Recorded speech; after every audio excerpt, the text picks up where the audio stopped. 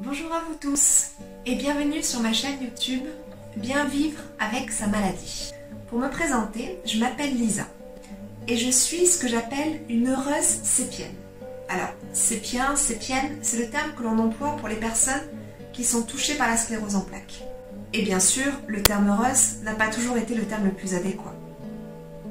J'avais 23 ans lorsque mon corps m'a lâché pour la première fois. Alors que je commençais ma vie professionnelle, je découvrais que je n'avais plus aucune sensation dans tout mon torse, plein de ce qu'on appelle des paresthésies. C'est un peu comme quand vous avez des fourmis dans une jambe, en fait, quand vous touchez la jambe, la peau est complètement endormie. Et bien en fait, j'avais ça, dans tout mon torse. De plus, lorsque je baissais la tête, j'avais des décharges électriques qui couraient entièrement le long de mes jambes. Alors, après un parcours à travers le milieu hospitalier, le diagnostic fut posé et j'appris que j'étais atteinte de la sclérose en plaques. En fait, je ne réalisais pas du tout ce qui était en train de se passer. Quelque part, mon esprit faisait barrage et ne voulait pas admettre l'information. La phase de déni consistait pour moi à me dire que j'allais continuer ma vie comme si de rien n'était. Après tout, cette maladie, j'avais récupéré de ma poussée, désormais c'était fini et la vie reprenait son cours.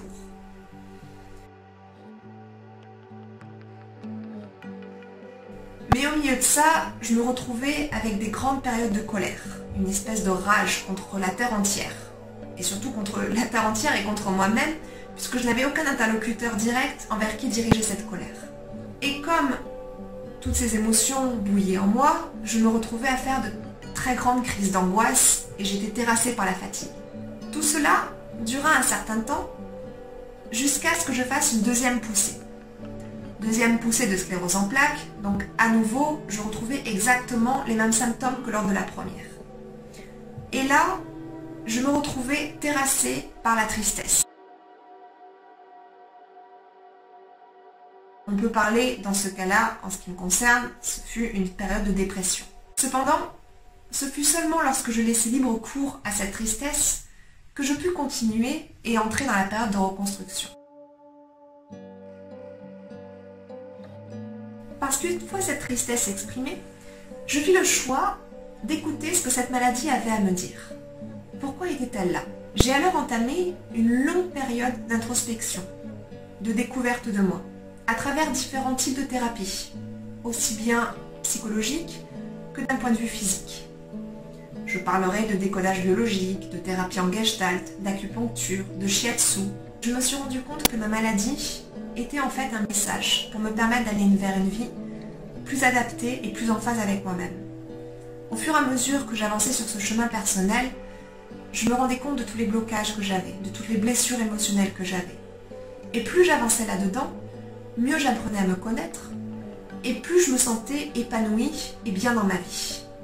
Donc d'une certaine façon, je me suis dit, mais cette maladie n'est pas si catastrophique puisqu'elle m'a permis d'aller vers un mieux-être. En fait, je la considère aujourd'hui comme un message pour aller vers une autre vie, vers une vie plus en phase avec moi-même. Et aujourd'hui, je dois vous avouer qu'elle est vraiment devenue ma meilleure alliée pour aborder ma vie. Ce que j'appelle même d'ailleurs ma meilleure ennemie.